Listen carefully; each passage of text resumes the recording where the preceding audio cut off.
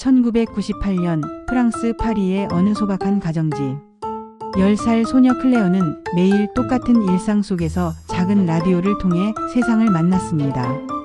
어느 날 우연히 라디오에서 들려온 한국의 가요. 익숙하지 않은 멜로디, 낯선 언어였지만 클레어의 귀를 단숨에 사로잡았습니다.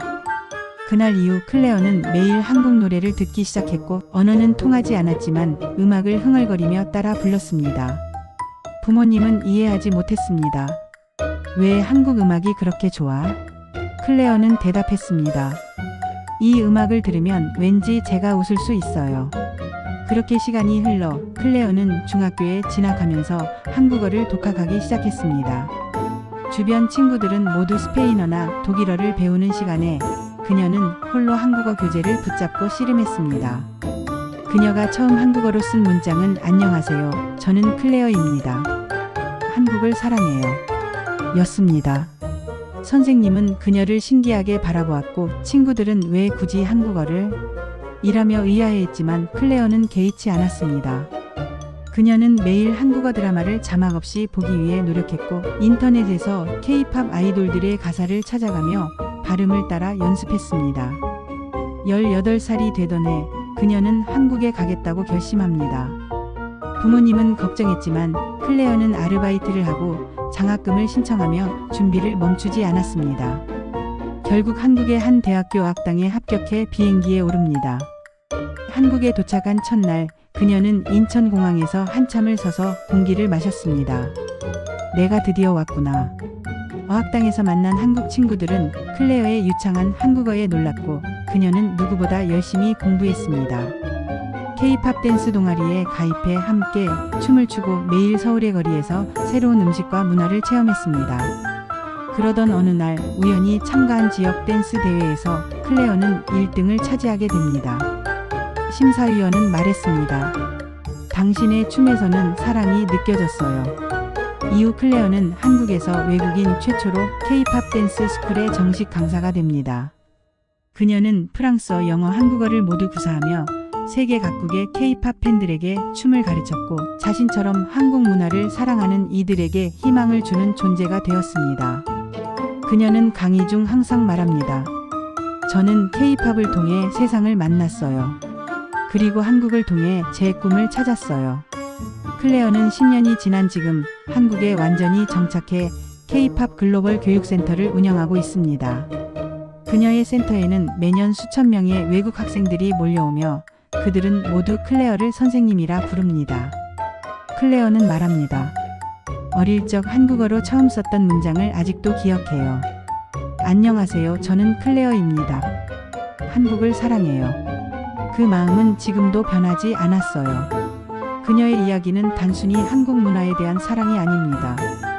그것은 국경을 넘어 언어를 넘어 한 사람의 꿈이 어떻게 세상을 바꿀 수 있는지에 대한 증거입니다. K-팝을 통해 한국어를 배우고 한국에 와서 자신의 길을 찾은 프랑스 소녀. 그녀의 삶은 오늘도 수많은 이들에게 영감을 주고 있습니다. 클레어는 매년 여름마다 K-팝 캠프를 주최했습니다. 프랑스, 스페인, 브라질, 일본, 태국에서 온 소녀들은 그녀의 센터에서 함께 춤을 추며 한국어를 배웠습니다. 아이들의 눈빛은 과거의 클레어를 닮아 있었습니다. 한국어는 어렵지만 언니처럼 저도 하고 싶어요. 그 말을 들을 때마다 클레어는 마음 깊이 따뜻해졌습니다. 클레어는 자신이 어릴 적 K-팝을 처음 들었던 순간을 잊지 않았습니다. 그래서 그녀는 서울에서 무료 K-팝 콘서트를 열어 음악을 통해 더 많은 사람들이 한국 문화를 사랑하게 만들고 싶었습니다. 공연 날 수백 명의 외국 학생들이 함께 모였고 그들은 서툰 한국어로 사랑해요 한국을 외쳤습니다. 그날 클레어는 무대에서 말했습니다. 제가 10살이던 그날 라디오에서 한국 노래가 나왔던 건 우연이었어요. 하지만 여러분, 그 우연이 저를 여기까지 데려왔어요. 어쩌면 오늘 이 순간이 누군가의 미래를 바꿀 우연이 될 수 있겠죠. 이후 그녀는 프랑스 언론의 주목을 받기 시작했습니다. K-팝으로 한국과 세계를 잇는 달이라는 기사 제목 아래 그녀의 스토리가 퍼졌고 수많은 프랑스 소녀들이 그녀를 따라 한국어를 배우기 시작했습니다. 그녀의 어머니는 편지를 보냈습니다. 내가 멀리 있어도 내가 행복하다면 난 괜찮아. 내가 사랑하는 그 나라를 우리도 사랑할게. 클레어는 가끔씩 프랑스에 돌아가 가족과 시간을 보내며 프랑스 어린이들을 위한 K-팝 워크숍을 열었습니다. 어떤 아이는 말했습니다. 언니처럼 한국 가는 게 꿈이에요. 그녀는 웃으며 답했습니다. 너도 할 수 있어. 내가 그랬던 것처럼. 클레어는 프랑스 고등학교에서 한국어를 가르치는 정식 교사가 되었고 매년 수많은 학생들이 그녀의 수업을 듣기 위해 몰려들었습니다. 그녀의 첫 수업은 항상 이렇게 시작됩니다. 안녕하세요. 저는 클레어입니다. 한국을 사랑해요. 이 문장은 그녀의 인생에서 가장 오래된 약속이었고 그 약속을 지키기 위해 그녀는 평생 한국과 프랑스를 오가며 살아가고 있습니다.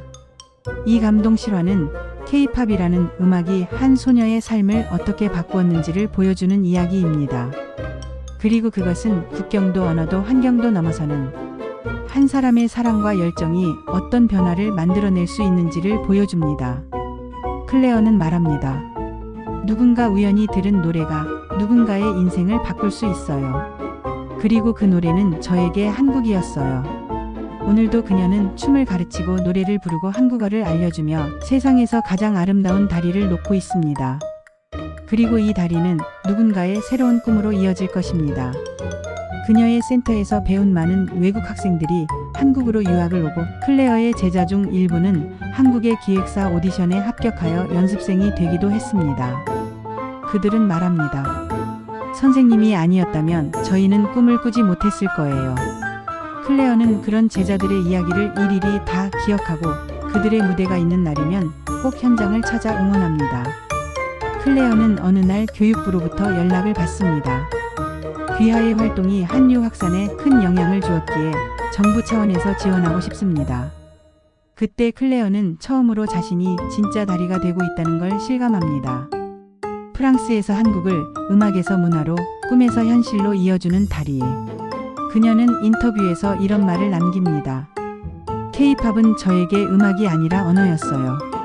그 언어는 사랑이었고 치유였고 연결이었어요. 그리고 이제는 제가 그 언어를 세상에 전하고 있어요. 팬들은 그녀에게 편지를 보냅니다. 언니를 보며 한국을 알게 됐고 한국어를 시작했어요. 저도 언니처럼 한국에 가고 싶어요. 클레어는 그 편지들 하나하나를 스크랩북에 모읍니다. 그 스크랩북의 첫 장엔 그녀가 10살 때 직접 쓴 한국어 문장이 있습니다. 안녕하세요. 저는 클레어입니다. 한국을 사랑해요. 그리고 마지막 장엔 이렇게 적혀 있습니다. 안녕하세요. 저는 클레어입니다. 지금도 한국을 사랑하고 있어요. 그녀는 현재 세계 15개국에서 K-팝과 한국어를 접목한 교육과정을 보급 중입니다. 각국 교육청과 협업해 한국 문화와 언어를 함께 가르치는 커리큘럼을 개발하고 있고 K-드림 브리지라는 비영리 단체도 창립했습니다. 이 단체는 저소득층 외국 청소년에게 장학금을 제공하고 한국 방문 체험 기회를 주며 클레어는 그들을 작은 나라고 부릅니다. 프랑스 대통령실에서는 그녀를 문화 외교대사로 임명했고 한국 대통령도 청와대 행사에 그녀를 초청했습니다. 그 자리에서 그녀는 유창한 한국어로 연설합니다. 제 꿈을 키워준 나라에 보답할 수 있어 영광입니다. K-팝은 저를 이끌었고 저는 이제 그 음악을 따라 새로운 세상을 만들어가고 있습니다. 그녀의 인생은 음악에서 시작되었지만 이제는 교육과 외교, 사람과 사람을 잇는 깊은 울림의 여정으로 계속되고 있습니다.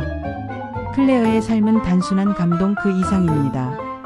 그것은 사랑을 믿는 사람, 그리고 연결의 힘을 믿는 한 사람의 위대한 실화입니다. K-팝 센터의 로비에는 전 세계에서 날아온 엽서와 편지, 그리고 각국 국기가 나란히 걸려 있습니다. 한켠에는 한국을 사랑한 10살 소녀, 세계를 가르치다라는 액자가 걸려 있고 학생들과 방문객들은 그 앞에서 사진을 찍으며 나도 이렇게 되고 싶다는 말을 남깁니다.